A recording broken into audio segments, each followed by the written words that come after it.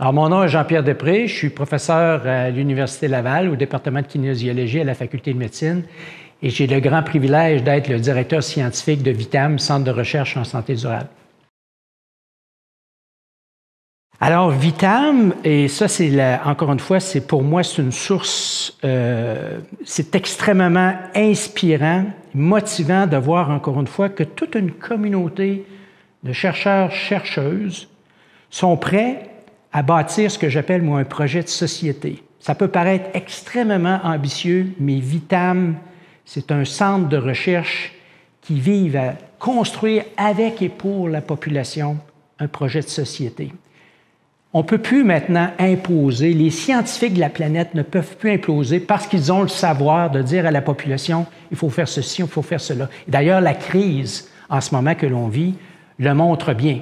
La population a des questions et veut des réponses. Et on a donc besoin de réfléchir ensemble, avec les citoyens de la population, sur justement ce monde, cette santé durable que l'on veut bâtir. On ne peut pas imposer un projet de société de santé durable. Et quand on regarde tout ça, bien, on se dit, c'est très, très ambitieux, le projet de société de VITAM. Bien, on est très fiers d'être le premier centre de recherche en santé durable financé par le Fonds de la recherche du Québec en santé. On est les tout premiers et on va prendre collectivement cette mission-là très à cœur.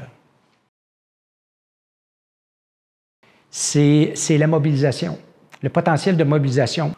Le système de gestion de la maladie est un système, bon, il est perfectible, mais quand on regarde l'espérance de vie des Québécois par rapport aux espérances de vie dans d'autres pays, elle est très avantageuse. On peut être fier, même si, encore une fois, notre système de gestion de la maladie est perfectible, on est fier de pouvoir offrir un accès universel aux soins.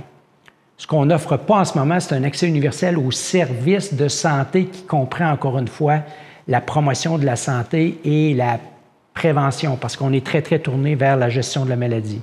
Alors, pour faire ça, il faut avoir une réflexion avec les citoyens, quel genre de société on veut. Parce qu'en ce moment, force est d'admettre que le système de gestion de la maladie, si on ne change pas de paradigme, on va rester configuré dans ce carcan-là. Et ça, on ne pourra pas le faire tout seul.